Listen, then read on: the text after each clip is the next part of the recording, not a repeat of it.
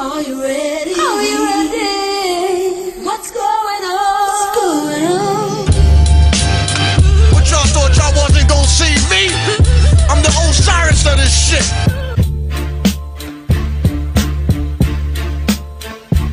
We're here with brother Ahmir-EL from the Moorish-Divine and National Movement, and he's here to talk about Moorish Science. And then I asked him what, was he in the lodge? Since he asked me, was I with the Prince Hall Lodges? And he told me, yes, I'm with a brotherhood called the Knights of Pythos. Even the swastika that Hitler used for his National Socialist Nazi Party is a symbol that he got from India, and the original symbol was a picture of the sun with legs walking across the sky. So I said to him, is that Pythos as in Pythagoras, as in the Pythagorean theorem that Pythagoras learned in Egypt and took back to Greece? And then he told me yes, and then he got out of Dodge. He didn't want to talk anymore. Now this pyramid symbol belongs to the ancient ones, and the Moors are the custodians of what the ancient ones left. And the terms Negro, Black, Colored, and African American are not names that belong to the human family, and people are nations and not colors. And Pythagoras is what your lodge is named after under the name Pythos. Then you are more through an amalgamation through the Egyptians. So I'm your father without saying it in a way that's disrespectful, but he had no authority to question why I'm wearing my fez. If you're wearing the fez, I have the authority to question you.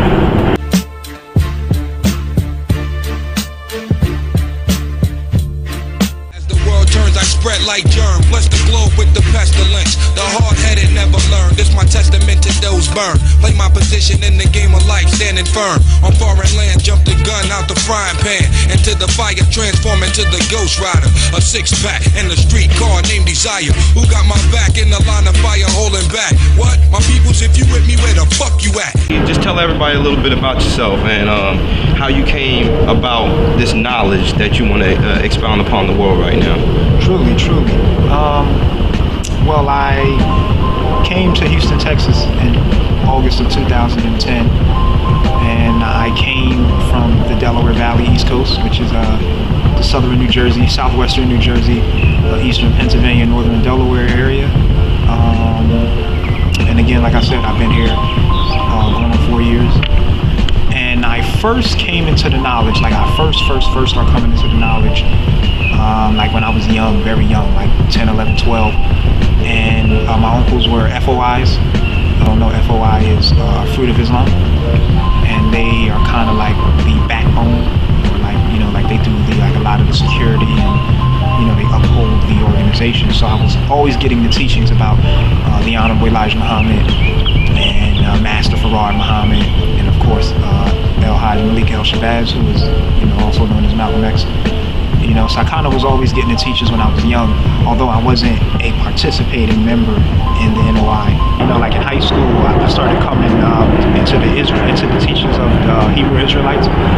And at 8th and Market in Center City, Philadelphia, Pennsylvania, they would have their tables set up in maybe 95 or 96. They would have their tables set up, and they would be out there with the bullhorn, and sometimes with the karaoke machine, but with the microphone and everything.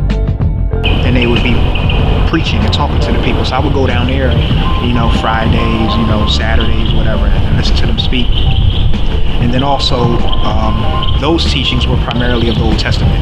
And then later on, I started getting into ancient Kemet, also known as ancient Egypt. And I just started to combine the teachings, because a lot of the teachings were relevant. It's like grabbing a piece here, grabbing a piece there. So that's kind of where I started there. And then the PhD program with the teachings of Noble Drew Ali. The Noble Drew Ali. In 1913, Drew Ali had established the ancient Canaanite temple that we discussed earlier. Correct. But also at the same time, also in the same year, the Alpha Kappa Alpha sorority Inc. was founded during that time. And you see from a period of 1901 to maybe about 1917 is when a lot of frats and sorors were being founded. So I would say during that time it was a great awakening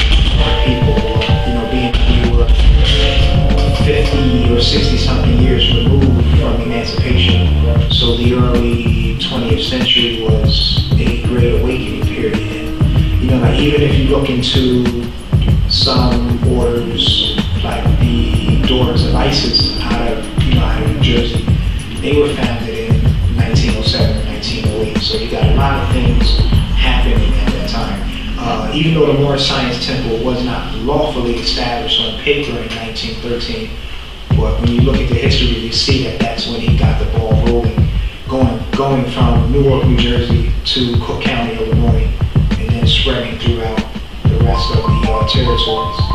What exactly was his message and his purpose of bringing the Moorish Science Temple to the United States? Indeed.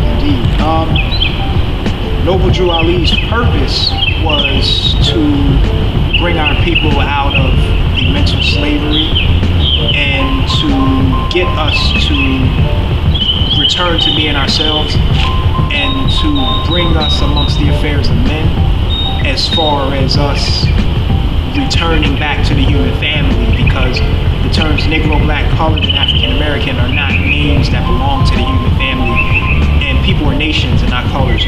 So his purpose was to clean us up and bring us back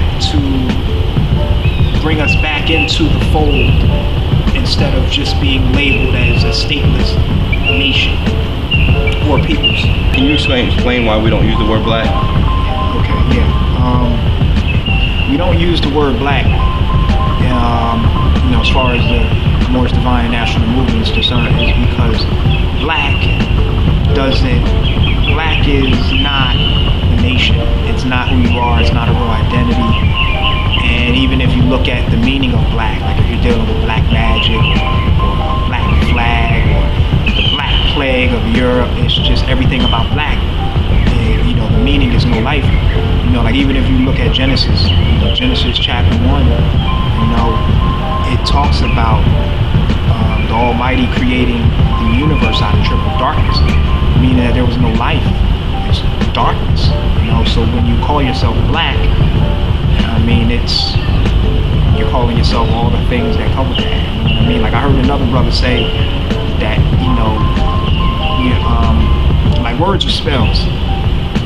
So you call yourself certain things that have certain meanings, and this is the reality that you're springing forth. So, what about the Negro? Negro, to my knowledge, is from a Latin word, negra, or negrito, or something in that area, and it's just meaning black, right. Or dark, right. And there is no nation. Like these terms are more, although they serve a purpose, historically as far as language is concerned, but they don't attach you to any nation.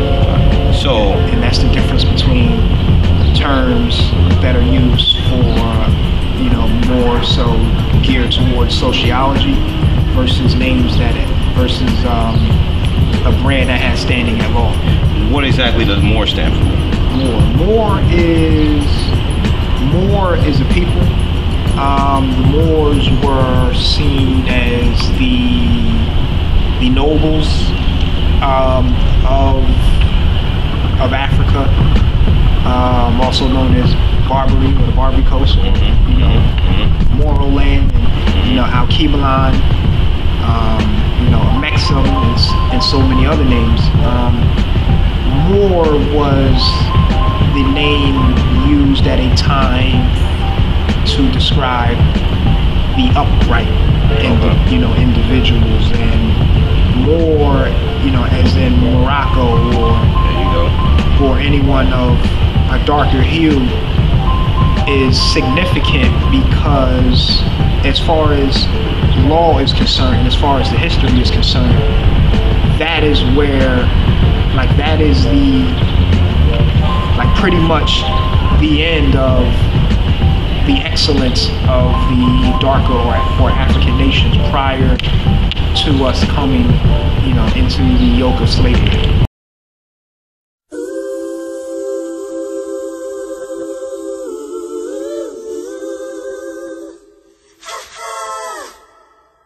Steady, are you ready?